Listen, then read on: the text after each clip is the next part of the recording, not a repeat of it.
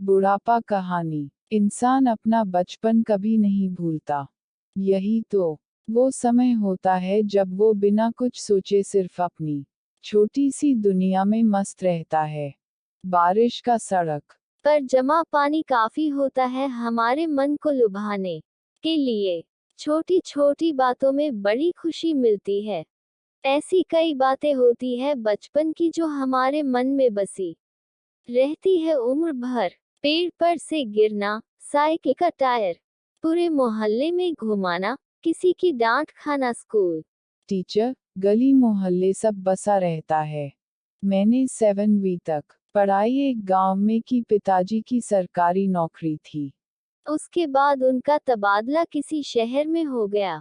उन्होंने उसके लिए कोशिश भी की। वो चाहते थे कि मेरी और मेरी बहन की शिक्षा उसके बाद किसी अच्छे स्कूल में हो। खैर, उनकी मेहनत का परिणाम उनको मिला और तबादला हो गया। मुझे याद है बीच सत्र में स्कूल को छोड़कर हमें जाना पड़ा था। उस समय बचपन में मुझे इस बात का पता नहीं था कि बाद में उस जगह, उस गांव को इतना याद करूंगा। तब में मैं इसी बात से खुश हो रहा था कि हम नए घर, बड़े शहर जाएंगे। कई साल बीत गए लेकिन फिर वहां जाना नहीं हुआ।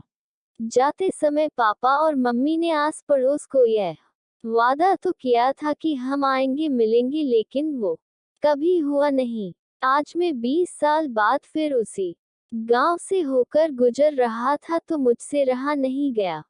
मैंने अपनी गाड़ी उधर घुमा ली। इन सड़कों पर मैं इतने साल बाद आया, लेकिन अभी भी मुझे लग रहा है जैसे यह मुझे जानती है और मैं इन्हें जैसे कि खुद ही खुश होकर रास्ता बता रही है, स्वागत कर रही हो। मुझे सबसे पहले अपना स्कूल देखने का मन किया, इसलिए मैं वही गया। स्कूल आज भी वैसा ही था, कई बार शायद सिर्फ रंगाई पुताई हुई होगी, लेकिन एक बाथरूम के अलावा नया कुछ भी नहीं बना शायद। थोड़ी देर में अपनी आंखों से स्कूल को देखता रहा। आधी छुट्टी के समय बच्चों को देखकर मुझे अपना बचपन याद आ गया। बच्चे को भीड़ स्कूल के गेट के बाहर जमा हुई। एक अम्मा अपना टोकरा लिए वहां बैठी थी। हमारे समय में भी यही होता था, हम लोग भी ऐसी ही जमा हो जाते थे। टोकरा लिए हमारे समय पर कोई आता था।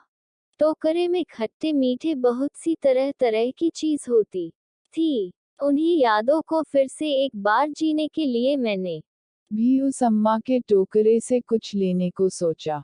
मैं फिर एक बार बच्चा बन उस अम्मा के टोकरे के ओर चला। बच्चों के हाथों के बीच मैंने भी अपना हाथ उस अम्मा की ओर किया। अम्मा ने ऊपर मुंह कर मुझे देखा और पूछा कि क्या चाहिए। चेहरे पर छुर्रियां, आंखें को मीच कर बार बार वो देखती थी। चेहरा मुझे जाना पहचाना लगा। मैंने पहचाना कि यह वही है जो हमारे समय पर भी आती थी। पहले से ज्यादा बूढ़ी हो गई थी, इसलिए मुझे पहचानने में थोड़ा समय लगा। इतना समय बीत गया, लेकिन आज भी यह उसी स्कूल के बाहर अपना टोकरा लिए आती है। यह सोचकर मुझे थोड़ा आश्चर्य हुआ। समय जैसे उनके लिए रुक गया हो। बचपन में उनसे बात नहीं की, बस जो चाहा वो लिया और खाया। आज उनको देखकर उनसे बात करने को मन किया। वो मुझे नहीं पहचानती शायद, लेकिन मुझे लगता है मैं उन्हें अच्छे से जानता हूँ। कुछ देर में इन्हीं ख्यालों में तब तक स्कूल की घंटी बजी और उनके आसपास मंडराते बच्चे वापस अपनी क्लास की ओर भागे। अम्मा भी अपना सामान समेट रही थी। मैंने उनसे कहा, अम्मा आप अभी तक आती है, हमारे समय में आप आती थी। उन्होंने अपनी हिलती गर्दन और झपकाती पलकों से मेरी ओर देखा। कान से कम सुनता था शायद, इतना कहने पर भी उन्होंने फिर एक बार मुझसे पूछा, क्या कहा? माफ करना, थोड़ा कम सुनाई देता है। मैंने फिर वही बात दोहराई। अम्मा सुनकर बहुत अच्छा लगा, बहुत खुश हुई। मुझसे कहा, खुश रहो बेटा, ऐसे ही तरक्की करते रहो। इतना कहकर उन्होंने मेरे सर पर हाथ रखा। फिर वो अपने काम में लग गई, सामान समेटने में। मैंने पूछा, अम्मा, आप अभी तक आती है, आपके घर में कोई और नहीं है? अम्मा बोली, नहीं है अभी। मेरा एक लड़का था, लेकिन वो अभी मेरे साथ नहीं रहता तुम्हारी तरह। बड़ा हो गया ना, तो अब उसको माँ की जरूरत नहीं। लेकिन मुझे को दिक्कत नहीं, वो खुश रहें बस।